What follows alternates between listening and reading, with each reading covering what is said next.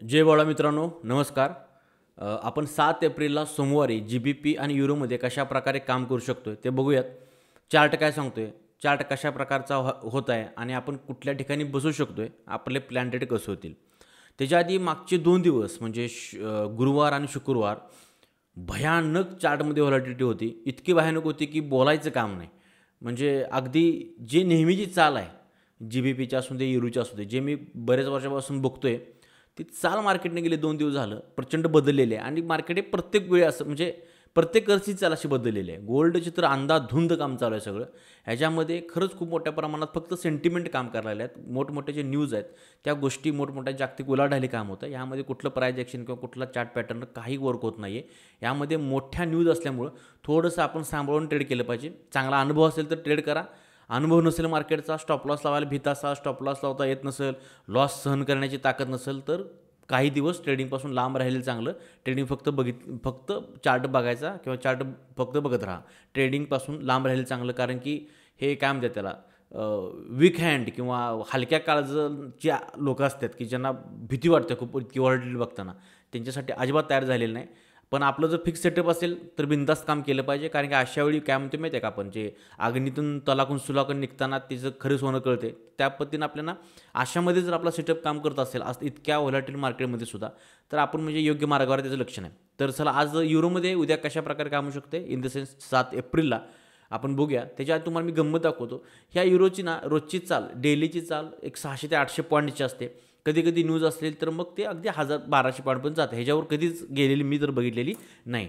पण जर आपण शुक्रवारी आणि गुरुवार आणि शुक्रवारी जर ती चाल बघितली, तर आता ही गुरुवारी बघा, ही गुरुवारी ती चाल बघितली तर एक मिनिट, तर चाल काय पळ आहे तिची, ती चाल कशाच्या, एक मिनिट काय, हां, हे गुरुवारी बघा युरोची चाल जवळजवळ किती पॉईंट, जवळजवळ आपल्याला इथं बघायला मिळलं आता 3418 इतकी पॉईंटची तिने रॅली केलेली आहे एकूण. आणि हीच आपण शुक्रवारी जर बघितलं तर हे रोज मार्केटची चाल बघत राहा. मार्केट चाल बघितली की एकूण आपण कुठं काय करायचं आपल्याला लक्षात येते. तर 1830 म्हणजे एक 1850 पकडून चाला, इतकी रॅली, प्रचंड मोठ्या रॅली झाल्या. त्यामुळं सगळ्या लेवल मला जवळजवळ आता वाटायला लागलेल्या आहेत. ठीक आहे, आता उद्या म्हणजे 7 एप्रिलला कशा प्रकारे काम होऊ शकते. एक जर तुम्ही एक लक्षात ठेवा, तुम्ही जर कुठल्या चार्ट पॅटर्नवरती काम करत असाल किंवा कॅन्डलस्टिकवरती वगैरे अशा गोष्टी, तर सॉरी, तर माझा असा अनुभव आहे की चार्ट पॅटर्न, कॅन्डलस्टिक ह्या ज्या गोष्टी आहेत ना, मार्केटमध्ये सेकंड प्रायोरिटी म्हणजे दुसऱ्यांदा वर्क होत आहेत, म्हणजे दुसऱ्या स्टेपला जात आहेत. ते सगळ्यात पहिला स्टेपमध्ये मार्केट फक्त आणि फक्त बायर सेलरची game, L hunting, stop loss कर. मार्केट ही झिरो सम गेम आहे किंवा आपण काय म्हणतो देवाणघेवाणच खेळ आहे ना. कोणतं बाय करते, कोणतं सेल करते. सेल करणारा पण वाटते मी प्रॉफिटमध्ये जाणार आहे, बाय करणारा पण वाटते मी प्रॉफिटमध्ये जाणार आहे. तर मग हे बायर अँड सेलरचा सगळ्यात मूळचा पहिला गेम तो आहे. त्यामुळे मार्केटमध्ये डिमांड आणि सप्लाय झोन तयार होत असतात. तर मग स्टॉप लॉस हंटिंग होणार आहे, कुणाच होणार आहे, कुठं पण होणार आहे, कसं होणार आहे, प्रॉफिट बुकिंग कुणाच होणार आहे, कुठं पण होणार आहे, कसं होणार आहे, ह्या गोष्टीच पहिला काम करणार.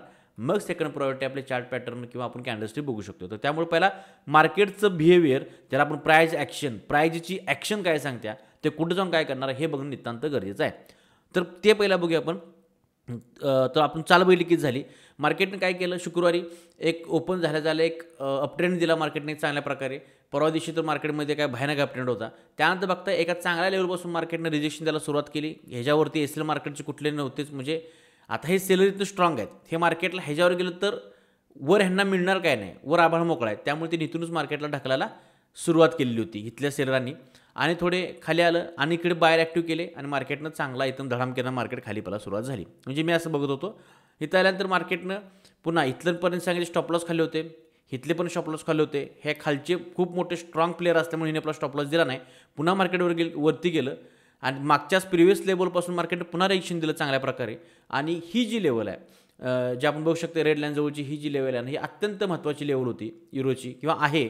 आणि मार्केटने एक्झॅक्ट या लेवल जवळ मार्केटनं स्टॉप घेतला, विश्रांती घेतली, थांबलं. आता काय होणार आहे, आता मार्केटचं एकूण स्ट्रक्चर बघितलं तर मार्केटमध्ये सेलर इथं बसलेले आहेत, इथं बसलेले आहेत आणि इथं बसलेले आहेत. चांगले सेलर आहेत, ठीक आहे. हे तर खूप स्ट्रॉंग सेलर आहेत. हे तर काय सहसाचे आपला स्टॉप लॉस देणार नाहीत. हे प्रचंड मोठं प्रॉफिट कॅच करायचा प्रयत्न करणार. कुठंपर्यंत, इथंपर्यंत प्रॉफिट घ्यायचा प्रयत्न करणार आहेत. का, कारण की ते मोठे प्लेयर आहेत. किरकोळ प्लेयर असते तर आपल्यासारखे रिटेलर एक दोन कॅन्डलमध्ये ते बाहेर पडत आहेत. तर मग इथं सेलर असल्यामुळे इथं आता ही जी लेवल आहे मला काय वाटते, आता मार्केट ओपन कसं होतं बघितलं पाहिजे. मार्केटनं जर फास्टली म्हणजे ओपन झाल्या आता आता 2 दिवस काय न्यूज झाल्यात किंवा काय झाले, सेटलमेंट काय झाल्यात, ह्याचा जर हा इम्पॅक्ट पडला आणि एकदम शार्पली कॅन्डल वरती किंवा खाली अशी झाली, तर मग आपल्या कुठलीच लेवल काय जास्त काम करणार नाही. पण ही जी लेवल आहे 1.09,270ची, ही खूप महत्त्वाची आहे. ह्याच्या खाली भरपूर स्टॉप लॉस पण प्रमाणात आहेत आणि लेवल पण एकदम अंबुजा सिमेंटसारखे आहे. ही जर मार्केटने सदासजी मार्केटला ब्रेक करता येणार नाही. पण मार्केट जोपर्यंत ह्याच्यावरती आहे, मार्केट जोपर्यंत त्याच्यावरती आहे तोपर्यंत मार्केट बायला जाण्याची शक्यता आहे आणि वरतीला स्टॉप लॉस पण अवेलेबल आहेत. पण मार्केटने ह्याला ब्रेक केलं तर मार्केटची रॅली ह्या लेवलपर्यंत सहज येऊ शकते, ह्यात काय डाऊट नाही आहे. ठीक आहे, तर मग आपले ट्रेड कसे प्लॅन होतील. मार्केट इथं आल्यानंतर इथं एक फेबोची लेवल पण होती बरं. फेबोची लेवल एक चांगली तयार होते. मार्केटचा जर हा स्विंग आणि हा स्विंग पकडला तर एक फेबोची लेवल मला ते चांगली दिसायला लागलेली आहे. त्यामुळं ह्या लेवलवरती मला एक सेल सॅटला एंट्रीचा मी एक प्रयत्न करणार. फक्त मार्केटच्या कॅन्डल कशा होत्या ह्या बघितल्या पाहिजेत. इथे एक एंट्री असेल, त्यानंतर इथून मार्केटवरती गेलं तर हा माझा सेकंड ट्रेड असेल उद्यासाठीचा. हा सेकंड ट्रेड असेल, ह्याच्यावरती कॉन्फिडंट आहे मी. इथे एक ट्रेड मी हमखास घेईन. हा ट्रेड फक्त कॅन्डल बघून मी ठरवून घ्यायचा का नाही, पण हा ट्रेड मी फिक्स घ्यायचा माझा एक म्हणजे विचार आहे. त्यानंतर हा ट्रेड पण आपला काही नाही झाला मार्केटच्या कॅन्डलमुळे किंवा आपला प्राइस ॲक्शननुसार कॅन्डल झाल्याने एसेल जरी गेला तर माझा हा लास्ट तिसरा ट्रेड इथं असेल.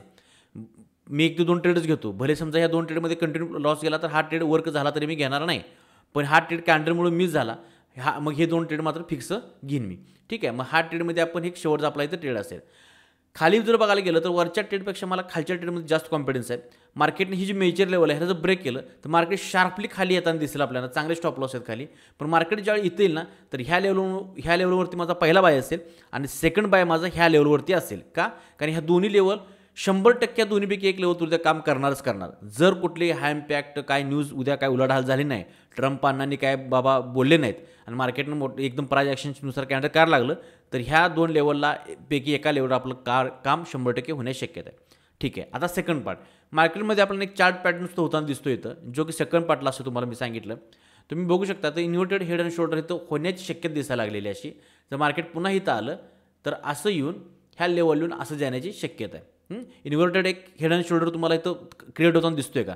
हा पहिला हे तिकडचा शोल्डर, हा हेड तयार व्हायला लागला आहे आणि हा एक शोल्डर होण्याची शक्यता आहे. मग मार्केट ओपन झाल्यानंतर असं गेलं तर शोल्डर तयार करण्यासाठी पुन्हा इकडून इकडे येईल आणि इथून पुन्हा वरती जाईल. त्यामुळं ह्या लेवलवर ह्यासाठी मी थोडंसं जरासं माझी शंका येत होती. पण इथं म्हणता आलं तर त्या शोल्डरसाठी आपण आपला शोल्डर इथं एक आपला इथं तयार करायचा आणि इथून एक मार्केटची रॅली पकडण्याचा प्रयत्न करायचा. तर हे अशा प्रकारे आपण युरोमध्ये काम करू शकतोय. GBPचा जर विचार केला तर GBPमध्ये कशा प्रकारे काम करू शकतो बघूयात. ऑलरेडी तर पोझिशन मी टाकून ठेवले आहेत. GBPचा पण प्रचंड मोठी चाल झालेली आहे. GBPची चाल जर बघितली तर मला वाटतं 3000 पॉईंटच्या वर काहीतरी झालेली आहे. म्हणजे ही भयानक कार्यक्रम झाला आहे. आणि जर बघितला मार्केटने निरीक्षण करा बघा काय झाला कार्यक्रम. परवा दिवशी मार्केटनं गुरुवारी जी रॅली दिली, पूर्ण मोठी रॅली दिली, ती पूर्ण रॅली मार्केटनं शुक्रवारी खाल्ली. म्हणजे जे बायर पूर्णपणे बसले होते त्या बायरने पूर्णपणे प्रॉफिट बुकिंग केलं आणि जे हे प्रॉफिट बुकिंग पण झालं आणि जे आधीमध्ये रँडमली बाहेर बसले असतील किरकोळ कार्यकर्ते, त्यांना वाटते चला पाक वर गेल्यानं त्यांना वाटते की आणि वर जाणार आहे, पण त्यावेळी पतंग कटला जाणार असतो. त्यावेळी ह्या सगळ्यांची एस एल मार्केटने खाल्ली आणि ही बसायचं आणि गमत बघा इथं बाहेर बसलेत नाही रँडमली. इथून त्याची एस एल खायला सुरुवात केली बरं का. इथं ती भ्यायला सुरुवात केली म्हणून मार्केटने त्यांना कॉन्फिडन्स देण्यासाठी की नाही इथं पुणे एकदा बाहेरनं बसवलं बरं का आणि परत एकाच रॅलीमध्ये सगळ्यांचा कार्यक्रम ते करून टाकला. ठीक आहे, तर पूर्ण रॅली मार्केटने परत रिकव्हरी इथं केलेली दिसते. म्हणजे मार्केट जैसे थे परिस्थितीमध्ये आलेलं आपल्याला इथं दिसते. ठीक आहे, इथं काही विशेष काही राहिलंच नाही GBPमध्ये, त्यामुळं काय अडचण नाही. आणि GBPमध्ये एकदम चांगला ट्रेड सापडला असं मला वाटतं युरोपेक्षा. मार्केट ओपनिंग कसं होते पुन्हा तेच बघितलं पाहिजे. 10 वाजता पिक्चर क्लिअर होईल बघा. सकाळी 10 वाजता पिक्चर एकदम क्लिअर होईल कारण त्यावेळेस सगळं शांत झालं असं मार्केट अगदी मस्त लेवल सापडतात. जर मार्केट इथून वर गेलं तर इथून एक माझा सेल साईडची एंट्री मी प्लॅन करतोय आणि दुसरी एंट्री इथून प्लॅन करतोय. पण मार्केटने माझी इच्छा खाली पडावं.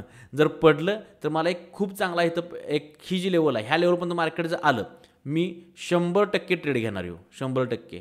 पण एस एल लावणं 100% घेणार असा नाही की म्हणजे मार्केटमध्ये मला प्रॉफिटच होणार. एस एल लावणार, फक्त माझा खात्री खूप आहे ट्रेडवरती, माझ्या सेटअपवरती माझी खात्री खूप आहे. इथे घेणार आणि हा एस एल गेला तर इथं तर मग घेणार. बघा दोन्हीपैकी एक तर काम करेल. कुछ ह्या प्रकारे आपण दोन्ही ट्रेडमध्ये काम करू शकतो.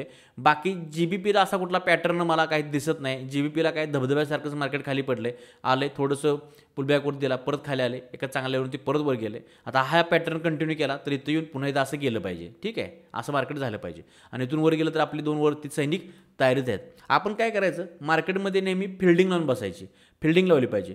आपण कुठं कॅच पकडू शकतोय, कोण कुठं आउट होणार आहे हिची वाट बघायची. असंच फिल्डिंग लावायचा प्रयत्न करतोय.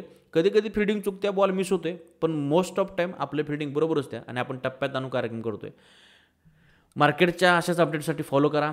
आपल्या टेलिग्राम चॅनलला सुद्धा फॉलो करा, इंस्टाग्रामला सुद्धा फॉलो करा आणि आपल्या यूट्यूब चॅनलसुद्धा फॉलो करा. धन्यवाद. जय बाळमामा.